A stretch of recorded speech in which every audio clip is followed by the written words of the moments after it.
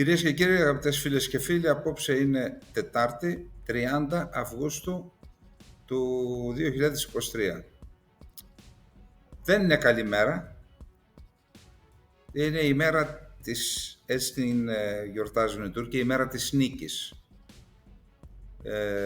30 Αυγούστου του 1922, στην ουσία κατέρευσε το μέτωπο και ακολούθησε χάος. Και μετά από 10 μέρες, περίπου 9 μέρες, έφτασαν στα πρόθυρα της Σμύρνης και στις 14 είχαμε την καταστροφή. Θα κάνουμε μια αναφορά σε αυτό το ζήτημα. Το ζήτησαν και φίλοι μας της εκπομπής, ζήτησαν να κάνουμε μια αναφορά στον ρόλο των συμμάχων. Κάτι ετοίμασα, θα πούμε κάτι γι' αυτό. Να πούμε μια σειρά από άλλα ζητήματα, ότι σαν σήμερα επίσης το 1917 πήρε φωτιά, εμπρισμός ήταν, και κάηκαν 400 σπίτια Ελλήνων στην πόλη Σινόπη. Η Σινόπη ήταν η πρώτη ελληνική πόλη που ίδρυσαν οι Ήωνες της Μιλήτου όταν πέρασαν τις συμπληγάδες πέτρες, στο πρώτο σημαντικό φυσικό λιμάνι που αντάμωσαν, μια καταπληκτική πόλη η οποία έγινε μητρόπολη των ελληνικών πόλεων του Ευξήνου Πόντου, των περισσότερων, όχι όλων. Ιδιαίτερα αυτές που βρίσκονται στο Μικρασιατικό Πόντο, από την Σινόπη και ανατολικά, ήταν όλες απικίες, ας πούμε, πόλεις που γεννήθηκαν από τους Έλληνες που είχαν εγκατασταθεί στην Σινόπη. Αν φανταστείτε 400 σπίτια, σημαίνει για χιλιάδες, κάθε σπίτι είχε 10 άτομα, σημαίνει 4-5 ανθρώπους. Η πυρκαγιά μπήκε από τους Τούρκους σκόπιμα, έκαψε μόνο ελληνικά σπίτια και οι τουρκικές αρχές δεν έκαναν τίποτα φυσικά για να την κατασβέσουν. Απλά να πούμε ότι ο Σκουλούδης, ένας δημοσιογράφος, όταν είχε επισκεφτεί την περιοχή 2 χρόνια αργότερα, έγραψε ότι φεύγοντας από την Αθήνα νόμιζα ότι φεύγω από την Ελλάδα για να πάω σε μια περιοχή όπου κατοικούσαν Έλληνες. Τελικά διαπίστωσα ότι έφυγα από την Αθήνα και πήγα στην Ελλάδα. Έτσι είχε δει τον Πόντο το 1919, αν και είχε προηγηθεί η γενοκτονία ή τέλος πάντων οι πρώτες φάσεις της γενοκτονίας. Μπορεί να φανταστεί ο καθένας τι ελληνισμός υπήρχε στον Πόντο εκείνο το διάστημα. Να κάνουμε μία αναφορά πριν πάμε στην κατάρρευση του μετώπου και στο Μικρασιατικό σε κάποια θέματα της επικαιρότητας. Σοβαρότατα προβλήματα αντιμετωπίζει η Κυπριακή Δημοκρατία με το κέντρο κράτησης που υπάρχει στον Χλώρακα της Πάφου. Εκεί παράλληλα με τα γεγονότα στην Πύλα ξεσηκώθηκαν οι μετανάστες, οι άνθρωποι που κρατούνται εκεί και περιμένουν την έκβαση του αιτήματός τους να τους δοθεί άσυλο ή όχι. Δηλαδή είναι προφανές ότι, μάλλον και αποδεικνύεται, θα σας πω γιατί, ότι η Τουρκία τους χρησιμοποίησε ως το μακρύ της χέρι στην Κύπρο την ίδια στιγμή που ήταν σε εξέλιξη η εισβολή της στην Πύλα. Από τι αποδεικνύεται αυτό? Ο πρωταγωνιστής του ξεσηκώματος της εξέγερσης, ας πούμε, των αλλοδαπών ήταν ένας Σύρος που τελικά όμως αποδείχθηκε ότι είναι Τουρκομάνος. Άρα οι Τουρκομάνοι στη συντριπτική τους πλειονότητα της Συρίας είναι καθοδηγούμενα όργανα της Τουρκίας. Υπάρχουν και κάποιες ταξιαρχίες, μεραρχίες εκεί των Τουρκομάνων που είναι κανονικά στρατός που εξοπλίζεται και εκπαιδεύεται και καθοδηγείται από την Τουρκία για να εξυπηρετεί τα σχέδια της Άγκυρας. Εδώ λοιπόν υπάρχει ένα τεράστιο ζήτημα. Υπάρχει και ένα πολύ καλό άρθρο του Γιαννάκη Ομήρου, πρώην Προέδρου της Βουλής της Κυπριακής Δημοκρατίας, όταν ο κόσμος στον Χλώρακα, διότι οι άνθρωποι δεν μπορούν να βγουν από τα σπίτια τους, καταγγέλουν απίστευτα πράγματα, πήγαν να κάνουν μια συγκέντρωση για να συζητήσουν το θέμα, απείλησαν οι αλλοδαποί, μην τολμήσετε και κάνετε, θα κάνουμε αντιδιαδήλωση και θα έρθουμε να σας διαλύσουμε. Δηλαδή ήδη είναι κράτος εν κράτη. Αυτό το αφιερώνω σε όσους λένε να πέσουν τα σύνορα και να κινούνται οι άνθρωποι ελεύθερα. Η Κυπριακή Δημοκρατία και σήμερα που μιλάμε κινδυνεύει, και κινδυνεύει ο ελληνισμός της Κύπρου, κάνα και η Κυπριακή Δημοκρατία, και να σκεφτείτε ότι υπάρχουν και απειλές από την τουρκική πλευρά. Όποιος πηγαίνει στις ελεύθερες περιοχές της Κυπριακής Δημοκρατίας πηγαίνει φυτευτός από το τουρκικό κράτος. Και πραγματικά θα ήθελα ένας από αυτούς οι οποίοι αναθεματίζουν όσους έχουν την άποψη ότι τα κράτη έχουν το δικαίωμα να προστατεύουν τα σύνορά τους σε επιβουλές, μια επιβουλή είναι και αυτή, θα ήθελα να είναι στην Κύπρο, να κυβερνούν αυτή την Κύπρο και να πάρουν απόφαση. Να πάρουν απόφαση όμως να είναι και σε θέση να υπερασπιστούν τις επιλογές τους την επόμενη μέρα. Αν δηλαδή καταστραφεί η Κυπριακή Δημοκρατία και χαθεί και ο ελληνισμός, να τεθούν ενώπιον των ευθυνών τους και σε ποινικά δικαστήρια.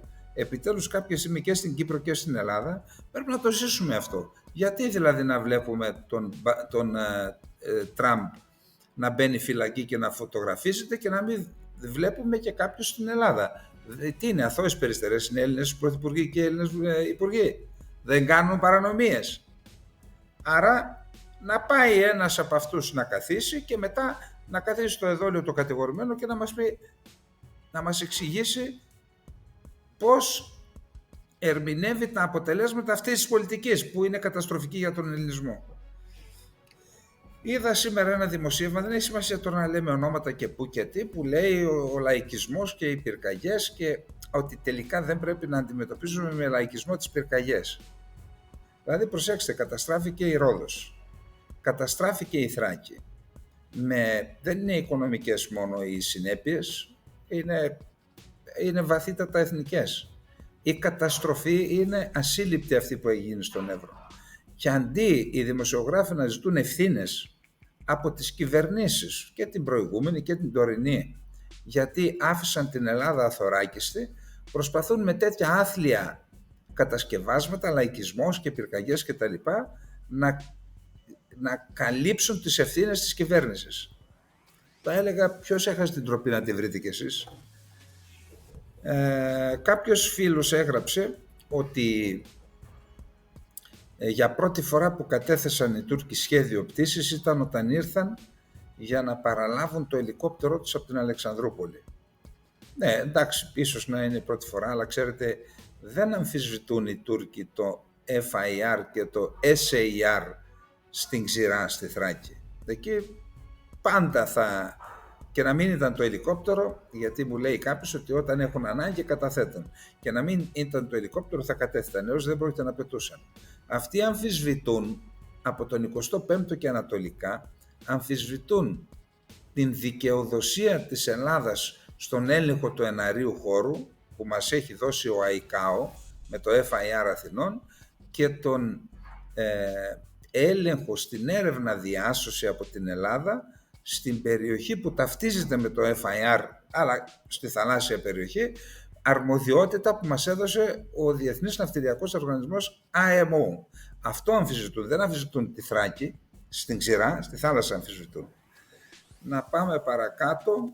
Ο κύριος Πι Δέλτα μου έγραψε το όνομά του, αλλά δεν ξέρω αν θέλει να το αναφέρω. Εκπαιδευτικός 45 ετών στη δευτεροβάθμια εκπαίδευση, μου είπε ότι σε ένα ταξίδι που έκανε πρόσφατα Αθήνα, Σκόπια και Σερβία, αυτό που διαπίστωσε ήταν ότι και στο πήγαινε και στο έλα και οι συνοριοφύλακες των Σκοπίων και της Σερβίας, και στο πήγαινε και στο έλα, τους κατέβασαν από το λεωφορείο.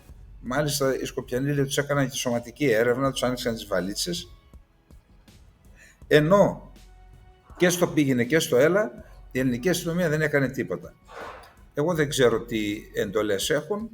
Είπε ο κύριος Πι Δέλτα, ανέφερε ένα περιστατικό, το αναφέρω, δεν ξέρω τώρα αν μας ακούν από την ελληνική αστυνομία, ας πράξουν τα δέοντα σε περίπτωση που αυτό γίνεται ερήμην της διοίκησης. Αν η διοίκηση έχει διατάξει αυτά, τι να πω, ας βγάλετε τα συμπεράσματά σας.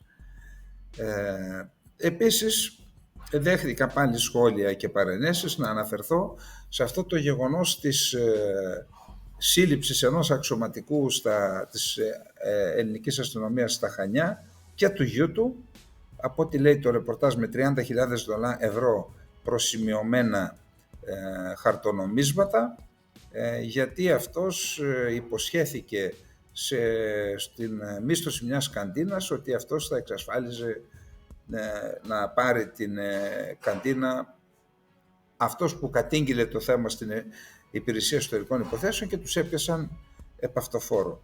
Γιατί μου λένε να το αναφέρω το θέμα? Γιατί ο άνθρωπος αυτός φέρεται να είναι εδώ και πολλά χρόνια κοντά στην οικογένεια Μητσοτάκη, στην κυρία Ντόρα Μπακογιάννη, και μάλιστα ήταν έτοιμος να παραιτηθεί και να δηλώσει υποψηφιότητα για βουλευτής, και έκανε και μια συγκέντρωση όταν δεν κατάφερε να είναι υποψήφιος και εξηγούσε για ποιο λόγο. Εν πάση περιπτώσει, εδώ θα έλεγα ότι οι πολιτικοί, δεν ξέρω καταρχάς για ποιο λόγο να κάνουν κύκλους γύρω από τον εαυτό τους, και αυτά είναι φαινόμενα που οδηγούν στη σύψη και στη διαφθαρά, όπως βλέπετε. Αλλά εν πάση περιπτώσει, αν το αποφασίσουν, να είναι προσεκτικοί, κοιτάξτε, θα σας πάρουν μαζί τους κάποια στιγμή όλοι αυτοί. Πιάσε τον έναν. Μια φορά πιάσαμε τον, πώς το λέγανε αυτόν τον βουλευτή, ο οποίος ήταν και αυτός στον κύκλο της οικογένειας. Ο Πάτσης, μια τώρα αστυνομικός, μια ο άλλος. Κάποια στιγμή θα σας πάρουν κάτω και θα μπείτε στο βυθό, στον πάτο. Προσέξτε.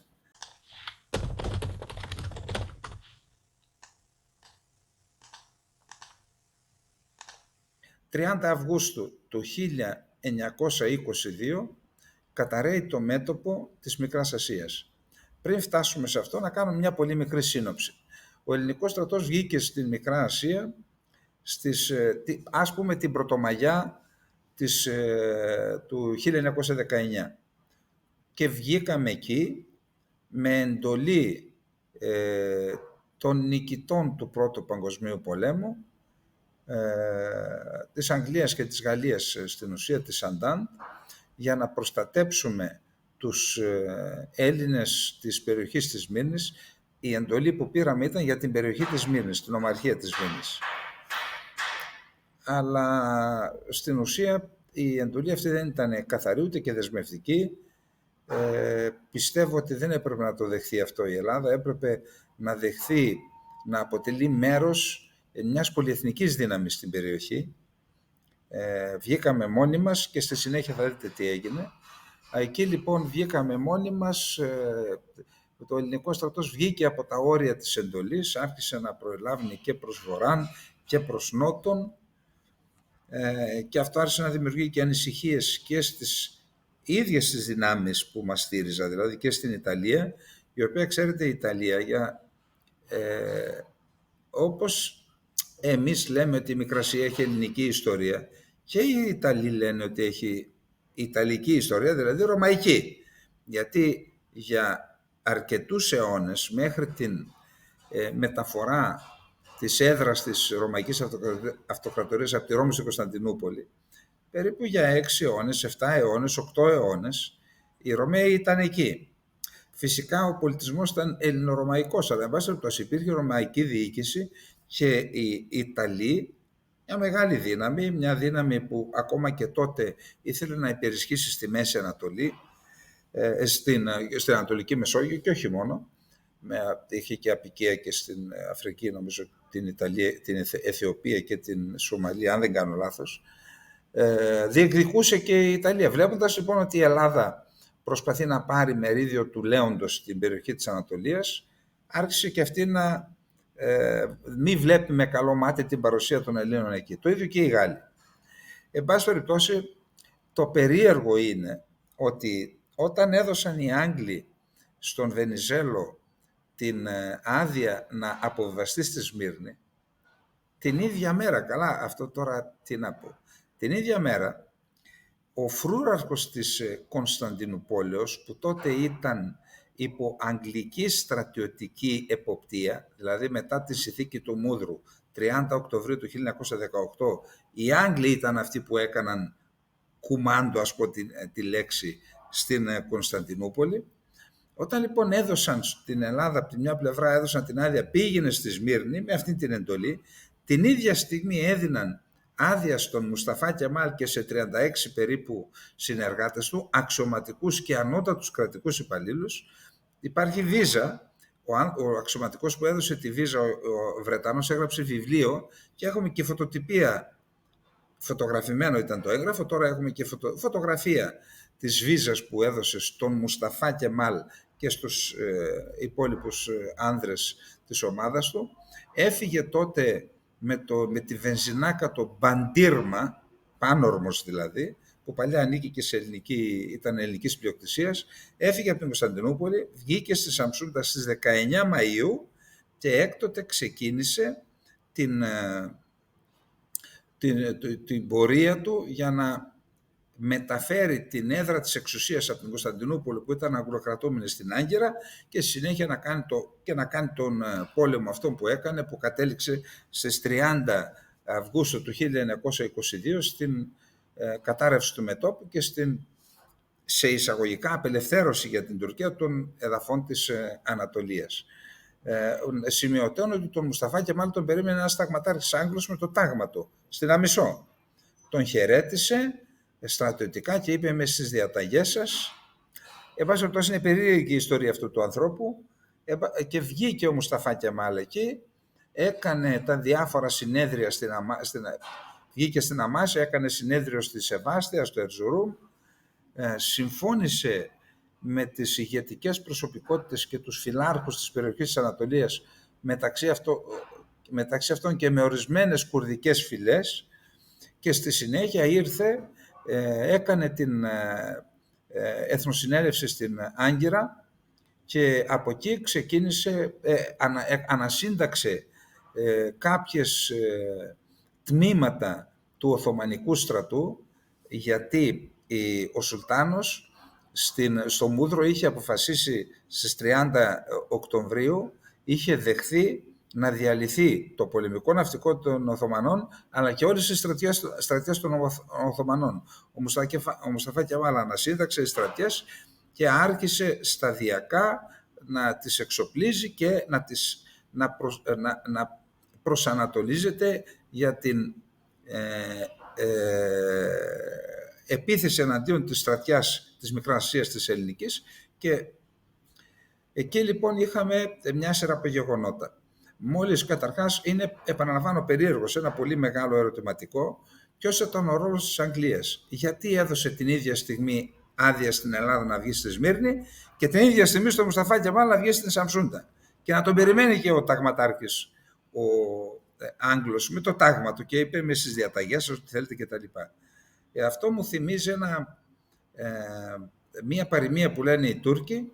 Λέει ο κυνηγός στο λαγό «φύγε» και στο κυνηγόσκυλο «πιάστον». Κάτι τέτοιο. Εν πάση περιπτώσει, ένα ερωτηματικό για τον ρόλο των Άγγλων. Στη συνέχεια, όταν ο Μουσταφά Κεμάλ άρχισε να ισχυροποιείται και να σταθεροποιείται στην Άγκυρα και να κάνει το στρατό του, τότε επιδίωξαν οι Μπολσεβίκοι επαφές μαζί του, αλλά και ο ίδιος επαφές με τους Μπολσεβίκους. Και όντως έγιναν οι επαφές, έγιναν οι συμφωνίες και πήρε σημαντικότατη βοήθεια από τους Μπολσεβίκους. Γι' αυτό, εάν δείτε το άγαλμα που υπάρχει στο Ταξίμ, στην πλατεία στην Κωνσταντινούπολη, εκεί είναι ο Βοροσίλοφ και ένας άλλος, τώρα δεν θυμάμαι το όνομά του, δύο, μου φαίνεται είναι Ουκρανοί κιόλας, σοβιετικοί αξιωματούχοι που ήταν συνέχεια δίπλα του και τους θεωρεί ως σημαντικούς υποστηρικτές του αγώνα. Συνέβαλαν καθοριστικά, γι' αυτό τους έχει στο άγαλμα αυτό με όλους τους συνεργάτες του.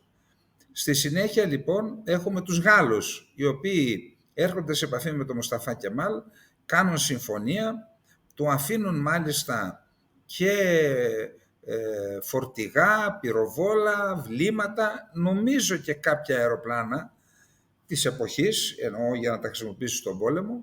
Ακολούθησαν οι Ιταλοί, οι οποίοι δεν είναι σαφές αν του έδωσαν βοήθεια σε όπλα.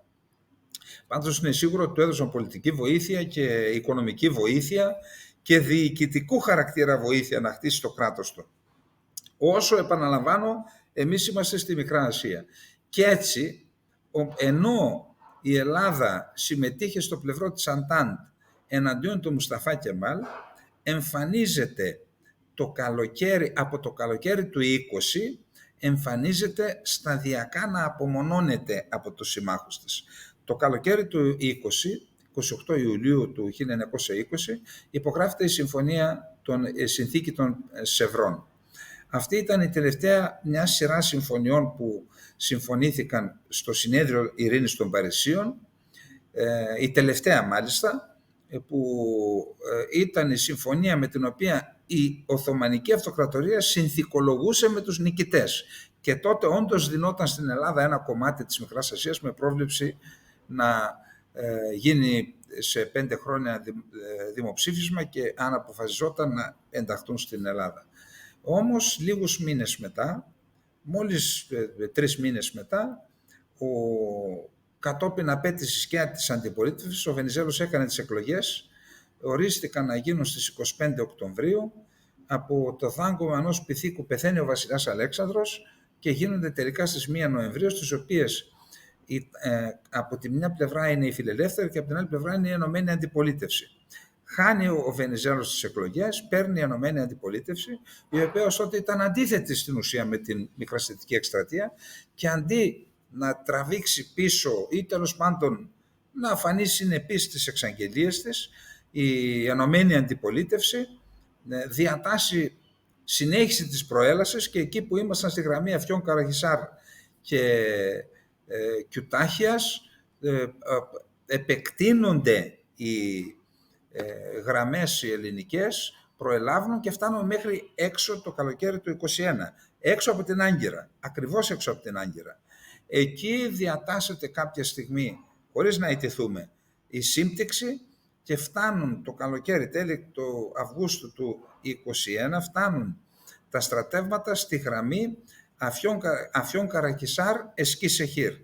Εκεί λοιπόν κάθονται επί έναν ολόκληρο χρόνο, χωρίς να τους έχουν δοθεί σαφείς οδηγίες.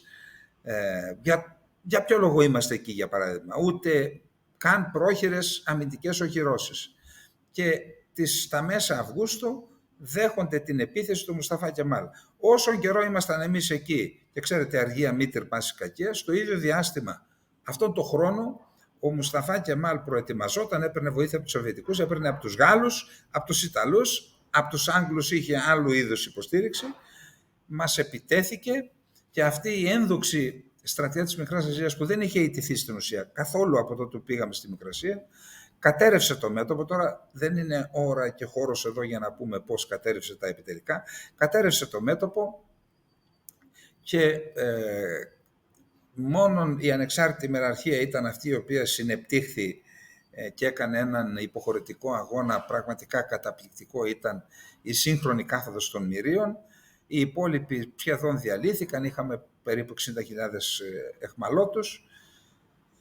Η τραγωδία του ελληνισμού, για να φτάσουμε λίγες μέρες μετά τον Στεριάδη να αποχωρεί από τη Σμύρνη και το ελληνικό κράτος να εγκαταλείπει τον ελληνισμό της Μικράς Ασίας, της Θράκης και του Πόντου, να τον εγκαταλείπει στην κυριολεξία στην τύχη του. Εδώ να πούμε το εξής, ότι για την Ανατολική Θράκη είχε προηγηθεί το Σεπτέμβρη ή μάλλον ακολούθησε το Σεπτέμβρη η τραγική συμφωνία των Μουδανιών, ενώ ήμασταν πανίσχυροι στον Εύρο και θα μπορούσαμε και στη Θράκη, η Θράκη ήταν δικιά μας, δεν μπορούσαν να την πάρει ο Μουσταφά Κεμάλ, μας πίεσαν οι Άγγλοι και οι Γάλλοι και αποχωρήσαμε εκουσίως από την Ανατολική Θράκη, να τη χαρίσουμε στους Τούρκους. Ακολούθησε μετά το 2023 από την αρχή η υπογραφή της συμφωνίας για την ανταλλαγή των πληθυσμών που ενσωματώθηκε στη συμφωνία της Λοζάνης για την οποία έχουμε αναφερθεί. Να πούμε μόνο το εξής. Μου λέτε διάφοροι ποιος ήταν ο Στεριάδης. Ο Στεριάδης ήταν από το Ηράκλειο. Ήταν άνθρωπος εμπιστοσύνης του Βενιζέλου, όμως και μετά την ήττα του Βενιζέλου στις εκλογές, ο Στεριάδης παρέμεινε εκεί. Γιατί παρέμεινε εκεί? Με αγγλικό πλοίο τον φυγάδευσαν. Στη Γαλλία άφησε την τελευταία του πνοή, δεν ήρθε ποτέ στην Ελλάδα. Μάλιστα πήρε και το αρχείο όλο της διοίκησης της Σμύρνης, της ελληνικής διοίκησης της Σμύρνης. Δεν ξέρω αν μέχρι σήμερα αν το έχουμε πάρει στα χέρια μας. Θεωρείται προφανώς άνθρωπος των Άγγλων. Και γι' αυτό λέω ότι υπάρχει ένα τεράστιο ερωτηματικό σε σχέση με το ρόλο των Άγγλων στην Μικρασιατική εκστρατεία. Απλά θα ήθελα να υπογραμμίσω για ποιο λόγο Σοβιετική Ένωση, Γαλλία, Ιταλία και η Αγγλία με άλλο τρόπο εγκατέλειψαν σταδιακά την Ελλάδα. Οι Σοβιετικοί δεν ήταν ποτέ με την Ελλάδα. Λέγεται ότι επιδίωξαν επαφή με την Ελλάδα, αυτό δεν αποδεικνύεται, αλλά όλοι οι άλλοι. Γιατί πήγαν λοιπόν όλοι αυτοί με τον Μουσταφά Κεμάλ? Οι Σοβιετικοί πήγαν για να έχουν διασφαλίσει τα ανώτατα τους. Ήταν τότε ακόμα ρευστή η κατάσταση, ήθελαν να σταθεροποιηθούν, βρήκαν τον Μουσταφά Κεμάλ. Αυτό είναι το επιφανειακό. Αν υπάρχει κάτι βαθύτερο δεν το γνωρίζω. Τώρα, οι Άγγλοι και οι Γάλλοι είδαν ότι θα επικρατήσει ο Μουσταφά Κεμάλ στην περιοχή και είδαν τα συμφέροντά τους για την επόμενη μέρα. Το ίδιο και οι Άγγλοι. Και έτσι αυτοί που την πάτησαν, ο Μουσταφά Κεμάλ δεν έκανε εθνικό αντιαπικιακό αγώνα, όπως λέει, και αντιυμπεριλιστικό αγώνα. Δεν έριξε ούτε μία σφαίρα εναντίον των Άγγλων, των Γάλλων και των Ιταλών. Τουναντίον πήρε την υποστήριξη όλων αυτών και στράφηκε αποκλειστικά εναντίον των Ελλήνων και των Αρμενίων. Αυτή είναι η πραγματική αλήθεια.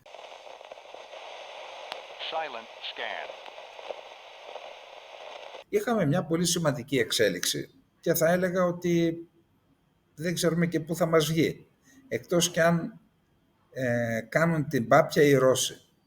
Υπάρχει ένα αεροδρόμιο στην πόλη Ψκόφ. Η πόλη Ψκόφ βρίσκεται πολύ κοντά στα σύνορα με την Εσθονία και με τη Λετονία και βρίσκεται 800 χιλιόμετρα μακριά από τα σύνορα με την Ουκρανία, που είναι σχεδόν αδύνατον να ξεκίνησε ένα μη επανδρωμένο αεροσκάφος ή περισσότερα από την Ουκρανία να διέσχισαν όλο τον αέριο χώρο της Λευκορωσίας, που από ό,τι διαβάζω φυλάσσεται με S-400 και με Παντσίρ και με πολύ ισχυρά ραντάρ που θα έπρεπε να τα έχουν εντοπίσει, και έφτασε στο Ψκόφ και προσέξτε, προκάλεσε ζημιές. Μάλιστα τα δύο είδα να καίγονται σε ένα βίντεο στα γιγαντιαία μεταγωγικά αεροσκάφη της Ρωσικής Αεροδιαστημικής Υπηρεσίας, τα Ηλιούσιν 76. Πολύ μεγάλη ζημιά, στρατηγικού χαρακτήρα ζημιά. Λέει τώρα, είδα τον Πεσκόφ, που είναι εκπρόσωπος του Πούτιν στην ουσία του Κρεμλίνου, ότι εξετάζουμε τις τροχές που ακολούθησαν και εξετάζουν αν προήλθαν από την Εσθονία ή από την Λετονία. Εδώ υπάρχει ένα ζήτημα λοιπόν. Ας κάνουμε μία υπόθεση. Έστω ότι θα διαπιστωθεί είτε ότι ήρθαν από την Εσθονία είτε από τη Λετονία ή από κάποιο πλοίο από την Βαλτική θάλασσα που πέρασε τον αέριο χώρο αυτών των δύο χωρών. Αν είναι από πλοίο, εντάξει, δεν υπάρχει άμεσος κίνδυνος εμπλοκής νατοικής χώρας. Γιατί δεν ξέρουμε από πού, απλά χρησιμοποιήσει τον αέριο χώρο. Εάν όμως αποδειχθεί με κάποιο τρόπο, δεν ξέρουμε, ότι αυτά απογειώθηκαν είτε από την Εσθονία είτε από τη Λετονία, τότε αντιλαμβάνεστε ότι υπάρχει κίνδυνος να απαντήσει η Ρωσία. Και αν απαντήσει η Ρωσία, αυτές οι δύο χώρες είναι νατοικές. Αντιλαμβανόμαστε τι σημαίνει αυτή η ιστορία. Γιατί κάποιοι πιθανόν θέλουν να παρασύρουν την ανθρωπότητα σε έναν νέο παγκόσμιο πόλεμο. Και πραγματικά μην έχετε καμία αμφιβολία. Υπάρχουν τέτοιοι κύκλοι, τους οποίους δεν πρέπει να τους κρίνουμε με τη δικιά μας την κοινή λογική. Είναι άλλο πράγμα. Λοιπόν, η Ζαχάροφα έκανε δήλωση και είπε ότι οι επιθέσεις που δεχόμαστε με τα drones δείχνουν την αδυναμία του ή το ότι δεν είναι καλά ο Ζελένσκι. Αυτά τώρα είναι πράγματα που δεν είναι σοβαρά. Οι επιθέσεις που γίνονται με drones από πλευράς της Ουκρανίας είναι μια πολύ σημαντική συνιστόσα του πολέμου που βρίσκεται σε εξέλιξη. Μπορεί να μην προκαλεί πολύ μεγάλες ζημιές στην πολεμική μηχανή ή και στην οικονομία ή και στις υποδομές της Ρωσίας, όμως έχουν τεράστιο συμβολισμό. Σκεφτείτε ότι ξαναέκλεισαν χθες το βράδυ τα 3 αεροδρόμια της Μόσχας, Βνούκοβο, Ντεμοτέτοβο και κάποιο άλλο. Τώρα, ο Ποντόλιακ είπε Ο Ποντόλακ είναι επικεφαλής σύμβουλος του Ζελένσκι. Εκτός συζήτησης η διαπραγμάτευση με τη Ρωσία. Εκτός συζήτησης. Το είπε αυτό γιατί προηγήθηκε μία δήλωση του Ζελένσκι, ο οποίος μίλησε για το θέμα της Ταυρικής Χερσονήσου, της Ταυρίδας, της Κριμαίας δηλαδή. Θα κάνουμε μια αναφορά γι' αυτό στη συνέχεια. Το Γερμανικό Υπουργείο Άμυνας δήλωσε ότι μέχρι το τέλος του 2023 θα εκπαιδεύσει 10.000 Ουκρανούς στρατιώτες. Δεν αναφέρει σε ποιες ειδικότητες. Πάντως υπάρχει ένα δημοσίευμα σε γερμανική εφημερίδα που λέει ότι η γερμανική αμυντική βιομηχανία έχει δεχτεί πλήγμα γιατί κυρίως τα Leopard, που είναι το κορυφαίο άρμα στην Ευρώπη, έτσι παρουσιάζεται, τα Leopard 2α6, ότι έχουν εξουδετερωθεί, καταστραφεί αρκετά από αυτά και μάλιστα έχει αποδειχθεί ότι ακόμα και με ένα RPG που κοστίζει $1.000-1.500 καταστρέφει σε ένα άρμα που κοστίζει δεκάδες εκατομμύρια δολάρια. Και λέει ότι δέχτηκε μεγάλο πλήγμα. Οι Ηνωμένες Πολιτείες της Αμερικής έχουν εξαγγείλει ένα νέο πακέτο βοήθειας $250 εκατομμυρίων στρατιωτικής βοήθειας, μεταξύ αυτών που θα αγοραστούν και θα παραχωρηθούν στην Ουκρανία είναι πυρομαχικά για τους HIMARS και για αντιαεροπορικές συστοιχίες.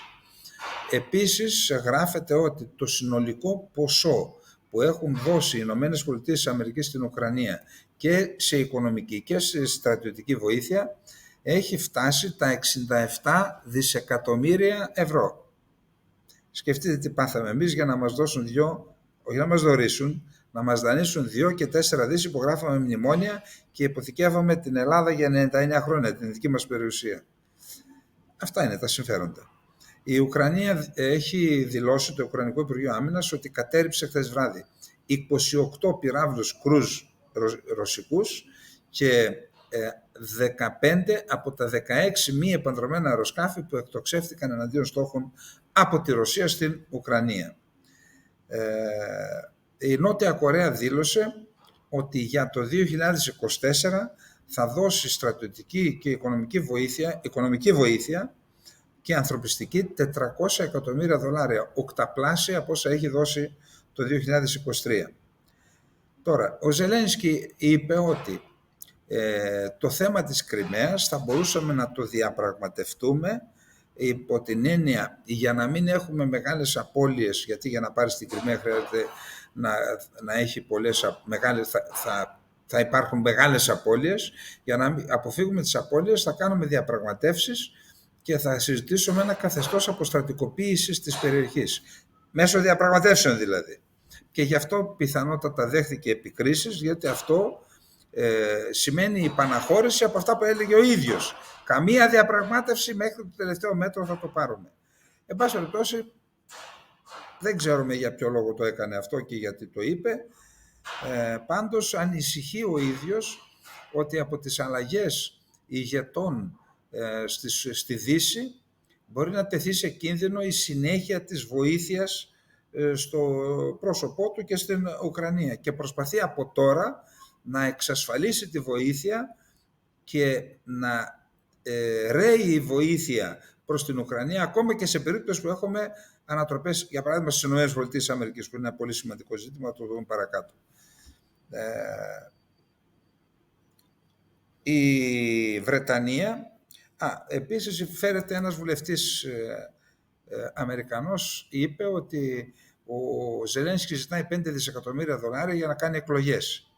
Γιατί χωρίς αυτές θα χάσει τις εκλογές. Αν έχει $5 δισεκατομμύρια θα κάνει αυτά που πρέπει και θα κερδίσει τις εκλογές, και είναι εκνευρισμένη με τις απαιτήσεις αυτού του ανδρός. Οι Βρετανικές αρχές πάγωσαν τους λογαριασμούς εταιριών οι οποίες συναλλάσσονται με την Ουκρανία για κατηγορίες ξεπλήματος μαύρου χρήματος. Αυτό το θεώρησαν οι Ουκρανοί ότι είναι ένα πισόπλωτο μαχαίρωμα, γιατί είστε η πιο σημαντική αρρωγός μας, γιατί το κάνετε αυτό. Επίσης υπάρχουν δημοσιεύματα που λένε ότι ο Ζελένσκι σκοπεύει να κάνει την τελική επιστράτευση 3 εκατομμυρίων ανδρών που θα ενισχύσει τις δυνάμεις του για να κάνει την τελική αντεπίθεση την άνοιξη του 2024. Έστω και αν δεχθούμε ότι μπορεί να πετύχει αυτή η επιστράτευση. Για 3 εκατομμύρια άνθρωποι σημαίνει ότι αυτοί πρέπει να συγκροτήσουν υπομονάδες, μονάδες, σχηματισμούς, μείζονες σχηματισμούς και να υπάρχουν όπλα, οπλικά συστήματα, αντιαεροπορικά, άρματα, τεθωρακισμένα οχήματα. Ποιος θα τα δώσει αυτά και πού θα βρεθούν όλα αυτά? Δεν μπορώ να καταλάβω. Φαίνονται εξωπραγματικά αυτά. Υπάρχουν δημοσιεύματα και εμείς απλά θεωρήσαμε σωστό ότι πρέπει να τα αναφέρουμε. Ο Δημήτρη Γκλούχοφ, αξιωματούχος των ΗΠΑ της Ρωσίας στον ΟΗΕ, δήλωσε ότι η Ρωσία θα επανέλθει στις πυρηνικές δοκιμές μόνο σε περίπτωση που το κάνουν και οι ΗΠΑ. Γιατί να το πει αυτό τώρα? Μήπως προετοιμάζονται οι ΗΠΑ να δοκιμάσουν κάποια βόμβα και το έμαθαν? Πάντως το τελευταίο που ζητάει αυτή τη στιγμή η ανθρωπότητα είναι δοκιμές πυρηνικών όπλων. Ο αναπληρωτής Υπουργός Άμυνας εξαιρετικής σημασίας, πληροφορία, εξέλιξη και πληροφορία. Ο αναπληρωτής Υπουργός Άμυνας της Ρωσίας, Γεβγούροφ, επισκέφθηκε πρώτα την Λιβύη και μετά την Συρία. Όσον αφορά τη Συρία, γι' αυτό υπάρχει τέτοια η πληροφορία, ζήτησε από τον Άσαντ να διώξει τη Βάγνερ από το έδαφος της Συρίας, γιατί εκεί η Βάγνερ έχει κάποιες δουλειές. Και μάλιστα φέρεται ο Υπουργός Άμυνας της Συρίας να ζήτησε από τους στελέχη της Βάγνερ να παραδώσουν τα όπλα τους και μέχρι τέλος Σεπτεμβρίου να φύγουν. Για το τι είπε ο Γεβγούροφ στην Λιβύη δεν ξέρω, πάντως και στη Λιβύη υπάρχουν τμήματα της Βάγνερ τα οποία τα χρησιμοποιεί ο Χαφτάρ κυρίως για την ασφάλεια πετρελαϊκών εγκαταστάσεων. Μάλιστα λέει το δημοσίευμα ότι είπε στον Χαφτάρ, άμα θέλεις ανθρώπους να σου στείλουμε εμείς από τις κανονικά τμήματα των ρωσικών ενόπλων δυνάμεων και όχι παραστρατιωτικά όπως ήταν η Βάγνερ. Σημαντική πληροφορία αυτή, σημαίνει ότι πάνε για διάλυση τη Βάγνερ, για πλήρη διάλυση. Είδα ένα χάρτη καταστάσεως στην περιοχή Ραμπότινο. Έχουμε πει ότι το Ραμπότινο είναι ένα χωριό στο δρόμο προς το Τοκμάκ, όπου το Τοκμάκ, μια κομμόπολη στρατηγικής σημασίας στην αμυντική διάταξη των Ρώσων, που αν την καταλάβουν αυτοί, όλοι λένε ότι θα είναι μια νίκη που θα μπορούν να την επικαλεστούν οι Ουκρανοί στους Δυτικούς και να πούν να μας δώσετε λεφτά και εμείς πετύχαμε κάτι. Στον δρόμο προς τα εκεί λοιπόν το Ρομπότινο ήταν το χωριό Ρομπότινο, ένα σημαντικό εμπόδιο. Το κατέλαβαν ή φέρονται να το κατέλαβαν οι Ουκρανοί. Εκεί όμως φαίνεται ότι γίνεται, ενώ προσπαθούν να καταλάβουν το χωριό, έγινε στόχος του ρωσικού πυροβολικού. Είχαν αρκετές απώλειες, είδα και ορισμένα βίντεο που πιστεύω ότι είναι σωστά. Όμως είδα τη διάταξη που βρίσκεται αμέσως νότια από το Ρομπότινο. Δεν υπάρχουν οι ουκρανικές δυνάμεις, υπάρχουν οι ρωσικές δυνάμεις και τις είδα στο ρωσικό χάρτη. Εκτός και είναι προπαγάνδα.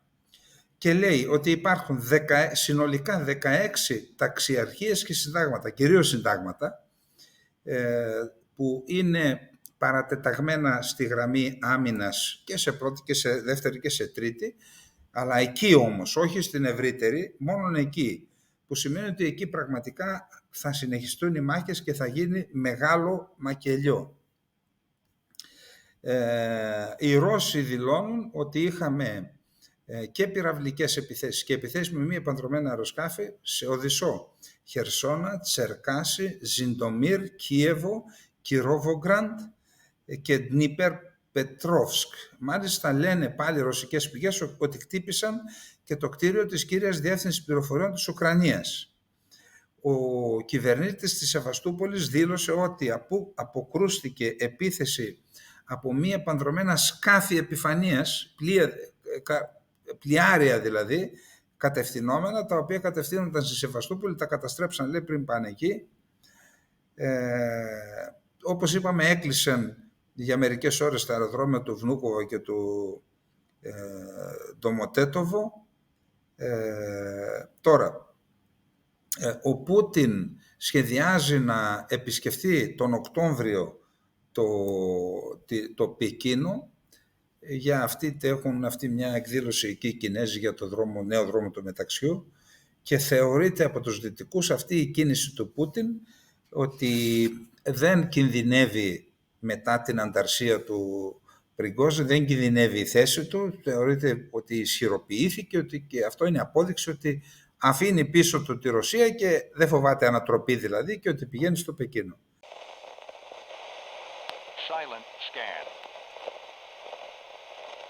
Καταρχάς, επειδή έχουμε γράψει πολλά καλά, έχουμε διαβάσει και πολλαπλάσια για τις προσπάθειες που γίνονται για την αποδολαριοποίηση, για τους BRICS, που πιστεύω ότι είναι ένα φιλόδοξο εγχείρημα για τη δημιουργία τουλάχιστον ενός άλλου πόλου πέραν της Δύσης, της Ανατολής και του Παγκόσμιου Νότου. Παρ' όλα αυτά όμως διαβάζω ότι το δολάριο δεν κινδυνεύει. Ίσα ίσα έφτασε, λέει, οι συναλλαγές σε δολάριο το τελευταίο διάστημα έχουν εκτοξευτεί στα ύψη.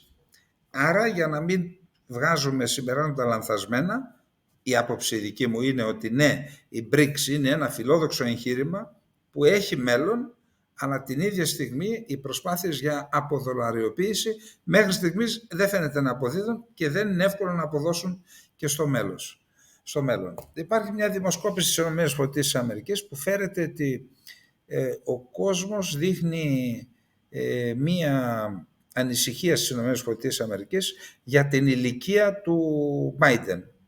Στην ίδια δημοσκόπηση όμως αναφέρεται ως διεφθαρμένος και έχει κάνει δύο άλλους χαρακτηρισμούς, εν πάση περιπτώσει, για τον Τραμπ. Πάντως ο ίδιος ο Biden κάπου δήλωσε ότι νιώθει κουρασμένος. Τώρα δεν ξέρω τι σημαίνει αυτό, θα δούμε. Ο Τραμπ έκανε μια επιθετική δήλωση εναντίον του Biden. Λέει, θα προκαλέσει, λέει, αυτός παγκόσμιο πόλεμο. Και μάλιστα του είπε ότι έχει αποτρελαθεί ο Biden και όπως πάει θα προκαλέσει παγκόσμιο πόλεμο. Να θυμίσουμε μόνο ότι ο Τραμπ είπε ότι εγώ αν εκλεγώ σε 24 ώρες τελειώνω τον πόλεμο, άρα δεν θα γίνει παγκόσμιος πόλεμος. Πάντως να το αναγνωρίσουμε ότι αρκετά πολεμικά μέτωπα της Ρωσίας, της Αμερικής, ο Τραμπ όταν ανέλαβε τα έκλεισε, έτσι. Δεν έχει σημασία το πώς και το τι. Φαίνεται ότι είναι ένας άνθρωπος, θα δούμε παρακάτω, που θέλει να ακολουθήσει μια άλλη εσωστρεφή πολιτική για τις ΗΠΑ. Τώρα, μια περίεργη διαρροή στη Wall Street Journal, αξιωματούχοι, ή μάλλον όχι ακριβώς διαρροή, αλλά αξιωματούχοι μίλησαν των ΗΠΑ, μίλησαν στη Wall Street Journal και τι είπαν? Υπάρχουν φόβοι ότι αν επανεκλεγεί ο Τραμπ θα βγάλει τις ΗΠΑ από το ΝΑΤΟ και θα προκαλέσει, λέει, ένα εμπορικό πόλεμο. Το είπε άλλωστε, 10% σε ό,τι μπαίνει στις ΗΠΑ. Έτσι, λέει, θα μαζευτούν τρελά ποσά, θα μειώσουμε και το χρέος, το ιστορικό χρέος, που είναι ένα μεγάλο ζήτημα για τις ΗΠΑ. Εν πάση περιπτώσει, αυτό το θέμα με την αποχώρηση των ΗΠΑ από το ΝΑΤΟ το έχει πει ο άνθρωπος. Άμα το κάνει, μιλάμε για ένα καινούριο κόσμο. Και εν πάση περιπτώσει, επειδή τον φρονίμουν τα παιδιά πριν πεινάσουν, μαγειρεύουν, καλό είναι οι ενελάδες στρατηγιστές, έχουμε και τέτοιους, να εργάζονται και πάνω σε ένα τέτοιο σενάριο.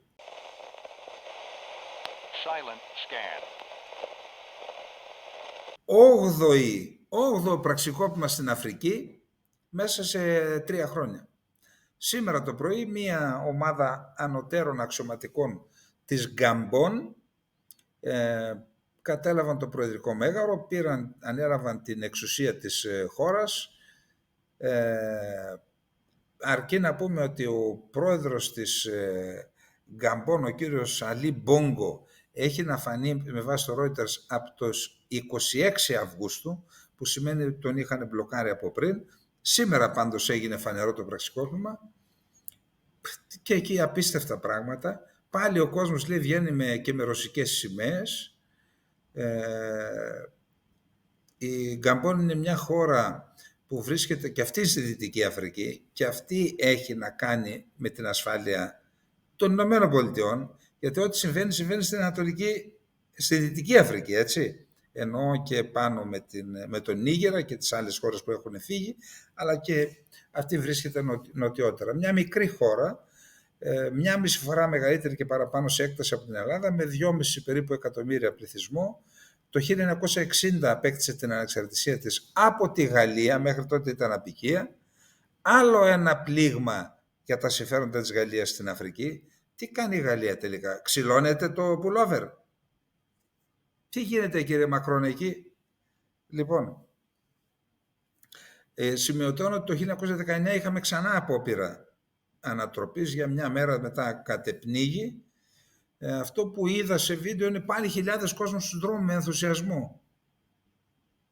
Τι χούντα είναι αυτή, εάν ο κόσμος είναι στους δρόμους? Εγώ ξέρω με τη χούντα ο κόσμος κλείνεται στα σπίτια του, απαγόρευση κυκλοφορίας κτλ. Κάτι συμβαίνει εκεί πέρα, έτσι. Η Γάλλιδα πρωθυπουργός, η Ελίζαμπεθ Μπόρν, είπε: παρακολουθούμε στενά τα τεκτενόμενα στην Γκαμπόν. Το Reuters, όπως είπαμε, λέει άγνωστο που βρίσκεται ο πρόεδρος Μπόγκο. Πού να βρίσκεται? Στα χέρια των πραξικοπηματιών θα βρίσκεται κατά πάσα πιθανότητα.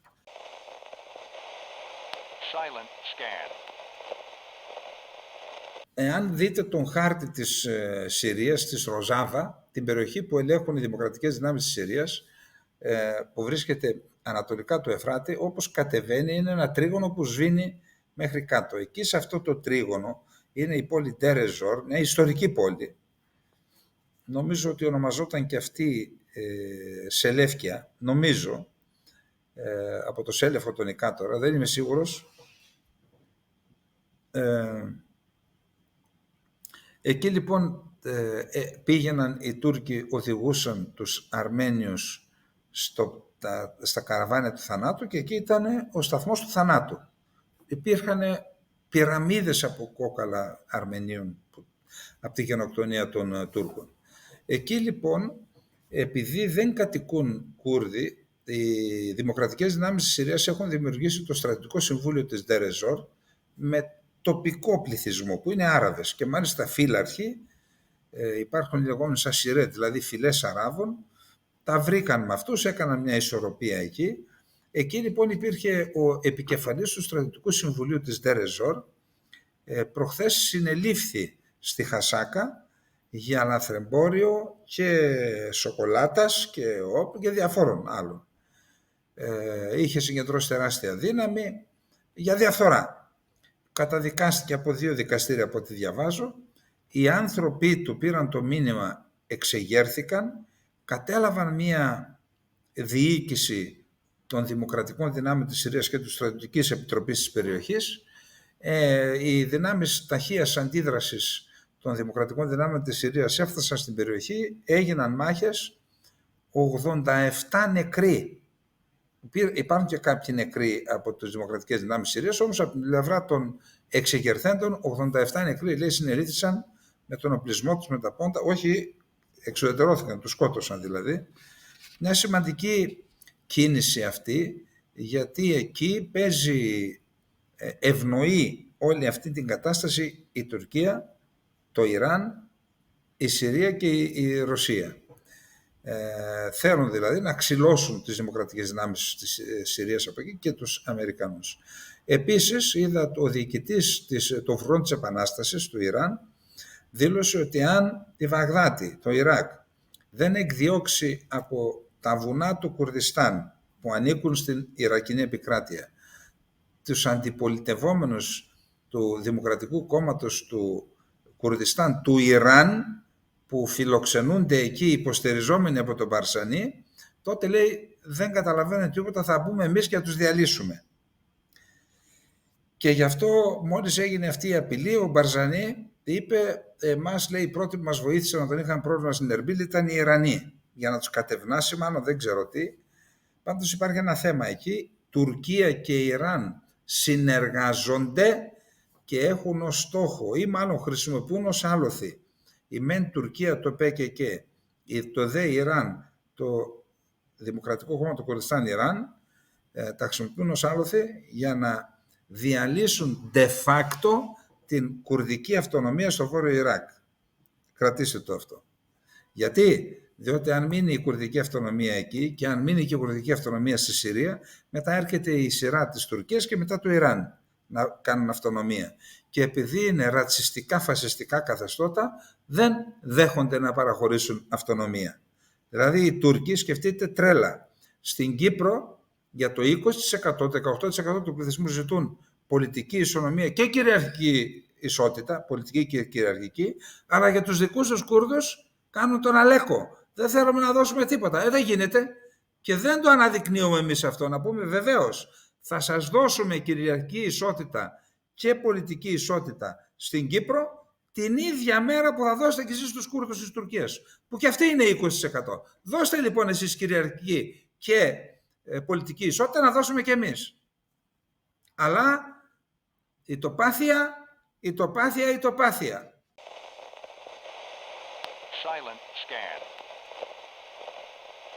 Ξέρετε, προχθές σας είπα ότι η ατζέντα του Ερντογάν θα καταγγείλει την Ισλαμοφοβία και Χθες στις Βρυξέλλες υπάρχει ένα μνημείο που στήθηκε προς τιμήν των 500.000 Ασσυρίων θυμάτων της γενοκτονίας που διέπραξαν οι Τούρκοι, οι Οθωμανοί Τούρκοι, εναντίον των Ασσυρίων. Το βεβήλωσαν λοιπόν, ποιος άλλος να το βεβήλωσε, οι Τούρκοι, δείχνοντας ότι είναι μία απειλή για την Ευρώπη. Η Τουρκία, η Γκρίζη Λίκη, οι παραστατικές οργανώσεις που έχουν στην Ευρώπη είναι μια απειλή για την Ευρώπη και πρέπει μια ώρα αρχίτερα η Ευρώπη να το καταλάβει. Ο κύριος Γεραπετρίτης και αυτός πρέπει να το καταλάβει. Γιατί δεσμεύτηκε ο κύριος Μητσοτάκης να εντάξει το θέμα της γενοκτονίας στην ατζέντα της ελληνικής εξωτερικής πολιτικής. Τώρα που θα πάει στην Άγκυρα, για να βρει καμιά γωνία εκεί να το χώσει το θέμα. Εντάξει, πάμε.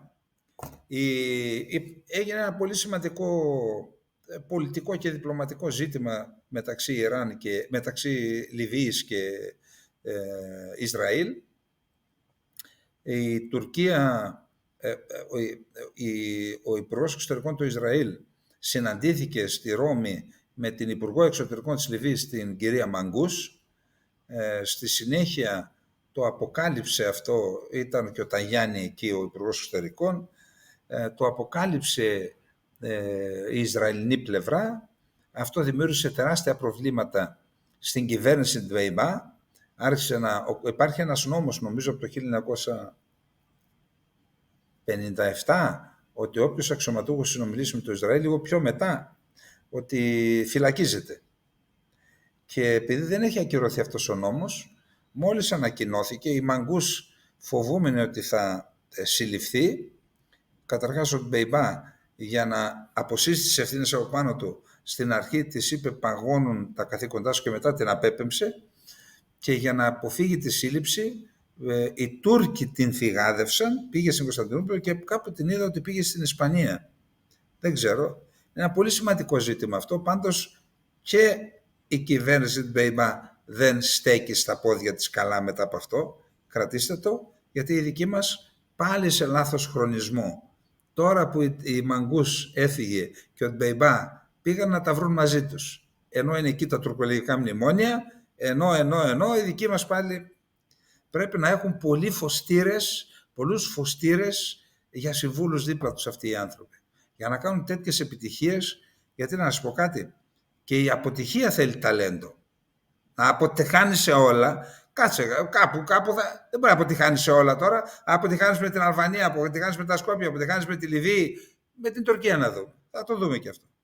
Πολεμικά πλοία της Τουρκίας, έτσι για να δέσει το γλυκό και το κλίμα το ωραίο τώρα, πηγαίνουν στην Κύπρο, είναι σήμερα στην Κύπρο για την ημέρα της νίκης. Έτσι ονομάζουν την ημέρα της κατάρρευσης του ελληνικού μετώπου. Και μάλιστα έχουμε δήλωση του Μεσούτ Τζασίν, ένα σύμβουλος του Ερντογάν, ο καθηγητής πανεπιστημίου είναι ο άνθρωπος, από τους γνωστούς έξαλλους, πραγματικά πειραγμένους που είναι δίπλα στον Ερντογάν, λέει μην τολμήσετε, λέει, να τα βάλετε μαζί μας στην Κύπρο. Η Κύπρος, λέει, η Μεσόγειος είναι τουρκική λίμνη. Εντάξει, απείλησε κανονικά. Ο Ερντογάν έκανε δηλώσεις για το Ματζικέρτ, εκθίασε την νίκη στο Ματζικέρτ και είπε αν δεν ήταν το Ματζικέρτ δεν θα φτάναμε στην Βιέννη, και με αυτόν τον άνθρωπο πας εσύ να πας, πιστεύεις ότι θα σου κάνει συνυποσχετικό για να πας στη Χάγη. Ο άνθρωπος που ονειρεύεται το Ματζικέρτ και τη Βιέννη. Δηλαδή σαν να έχουμε έναν Έλληνα πρωθυπουργό και να μιλάει για τις μεγάλες στιγμές του Βυζαντίου και να λέει ότι όπως είχαμε τότε θα ξαναγίνουμε. Το FBI στις ΗΠΑ ανησυχεί γιατί αρκετοί Ουσμπέκοι φτάνουν στο Μεξικό και από το Μεξικό περνάνε μέσα στις ΗΠΑ και αυτοί φέρονται να έχουν σχέση με το Ισλαμικό κράτος. Κύριοι στο FBI, ψάξατε να δείτε την εμπλοκή της Τουρκίας σε αυτή τη διαδικασία? Ποια είναι η εμπλοκή της Τουρκίας, δεδομένου ότι η Τουρκία είναι ο βασικότερος υποστηρικτής του Ισλαμικού κράτους? Για κοιτάξτε να δείτε τι γίνεται εκεί πέρα.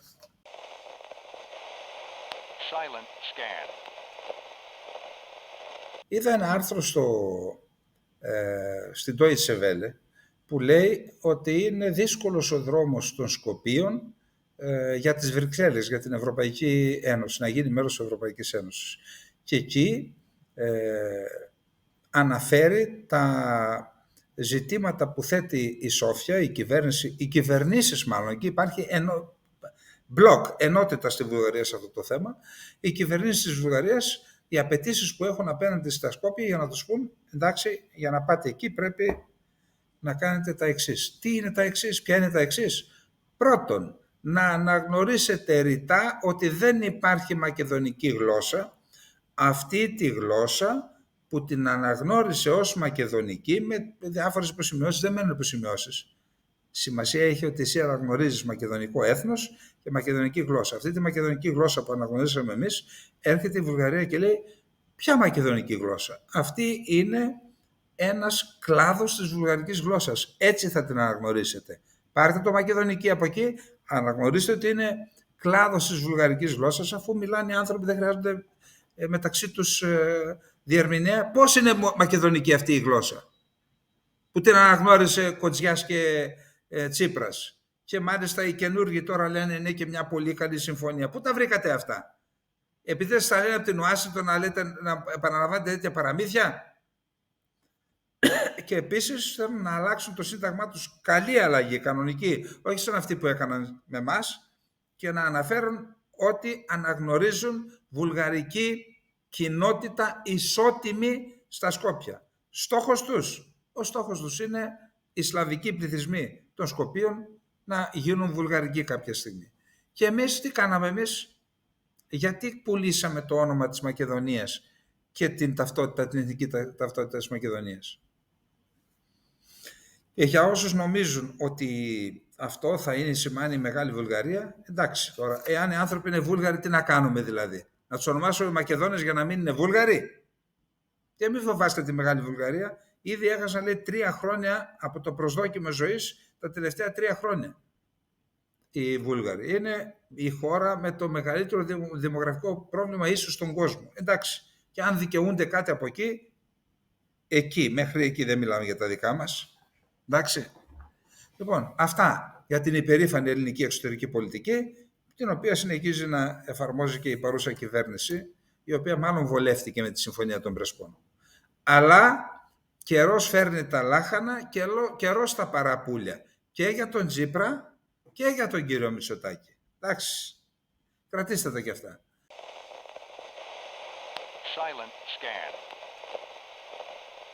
Ξέρετε, στην Κύπρο είχαμε πολύ σημαντικά επεισόδια. Είπα κάτι στην αρχή.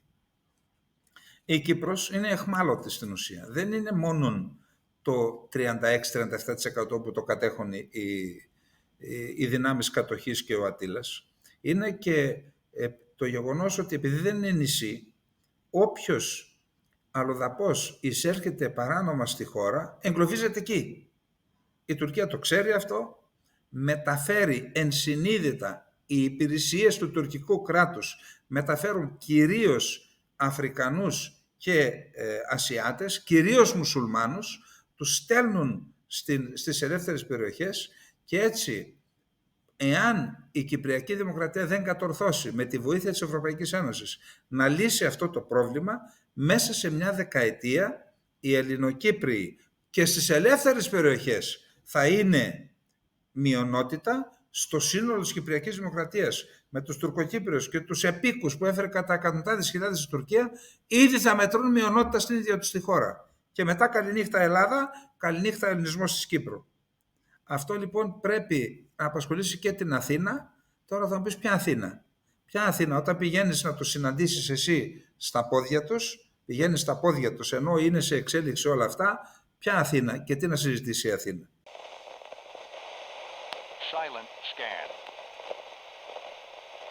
Λοιπόν, θα διαβάσω λίγα λόγια από εδώ. Το κινηματογραφικό σενάριο ενός πολέμου στο Αιγαίο ανάμεσα σε Ελλάδα και Τουρκία το 2027 αναφέρεται στο γαλλικό περιοδικό L'Express. Σε ένα βίντεο διαρκείας 10 λεπτών, ένας δημοσιογράφος και ένας στρατιωτικός, κρατήστε το αυτό, Γάλλος, εκφράζουν την άποψή τους για τις προθέσεις και τα σχέδια του Ερντογάν, ενώ παραθέτουν τις εκτιμήσεις τους σχετικά με το ποια θα είναι η θέση της Γαλλίας σε ένα τέτοιο ενδεχόμενο, με βάση τη συμφωνία της στρατιωτικής συνδρομής που έχουν υπογράψει Αθήνα και Παρίσι. Λέει λοιπόν, ρωσικά τάγκς μπαίνουν στην Εσθονία. Κρατήστε το αυτό γιατί είδαμε τι έγινε με τα 4 Ηλιούσιν δίπλα στα σύνορα με την Εσθονία. Ρωσικά τάγκς μπαίνουν στην Εσθονία. Η Μαδαγασκάρη ανακτά τις διάσπαρτες νήσους από τη Γαλλία. Η Τουρκία του Ερντογάν επιτίθεται στα Ήμια. Το Charles de Gaulle βυθίζεται από την Κίνα, το αεροπλανοφόρο. Το Μάλι πέφτει στα χέρια τζιχαντιστών. Με τη βοήθεια 40 ερευνητών, διπλωματών, στρατηγών και πρώην στελεχών των υπηρεσιών πληροφοριών, το L'Express έχει αναπτύξει 5 σενάρια που οδηγούν σε μια γαλλική στρατιωτική απάντηση.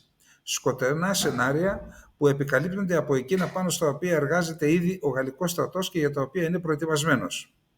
Εν πάση περιπτώσει, να πάμε τώρα κατευθείαν στο τελευταίο σενάριο. Το τελευταίο σενάριο προβλέπει ότι οι γαλλικές ένοπλες δυνάμεις θα συνδράμουν στην Ελλάδα σε μια επιχείρηση που θα γίνει στα Ήμια, τα οποία τα έχουν καταλάβει, έχουν καταφέρει να τα καταλάβουν οι Τούρκοι. Τα ανακαταλαμβάνουμε Έλληνες και Γάλλοι σε μια επιχείρηση που κάνουμε από κοινού, τους διώχνουμε, πέφτει ο Ερντογάν κτλ. Καταρχάς αυτά τα σενάρια δεν έγιναν για την Ελλάδα, έτσι. Γιατί αποκαλύπτονται τώρα? Αποκαλύπτονται και γιατί η Γαλλία είναι σε μια φάση που τα συμφέροντά της, είδατε τι συμβαίνει σε όλο το γαλλικό κόσμο, αλλά εγώ δίνω και μία πιθανότητα, ασθενή μεν, αλλά την αναφέρω, το σενάριο αυτό να έχει ενταχθεί και η Ελλάδα σε αυτό το σενάριο και να αποκαλύπτεται τώρα, για να δώσει ένα μήνυμα και προς την Ελλάδα, η οποία, ξέρετε, για να είσαι συνεπής με αυτούς που υπογράφει συμφωνίες, πρέπει να τους ενημερώνεις. Κοίταξε, εμείς έχουμε κάνει συμφωνία αμοιβαίας συνδρομής, δηλαδή όπου πονέσαι θα έρθω, όπου πονέσω θα έρθεις, αλλά τώρα ξέρεις για λόγους ΑΒΓ, εγώ θα πάω με την Τουρκία, θα προσπαθήσω, αλλά να ξέρεις η συμφωνία ισχύει. Είναι και ένα μήνυμα των Γάλλων προς την κυβέρνηση που πάει, δεν ξέρω να κάνει τι, δεν ξέρω τι πάει να κάνει με την Τουρκία. Εν πάση περιπτώσει, αυτά είχαμε να πούμε για απόψε. Να είστε όλες και όλοι καλά και από αύριο θα είμαστε και πάλι μαζί. Να είστε καλά. Καληνύχτα.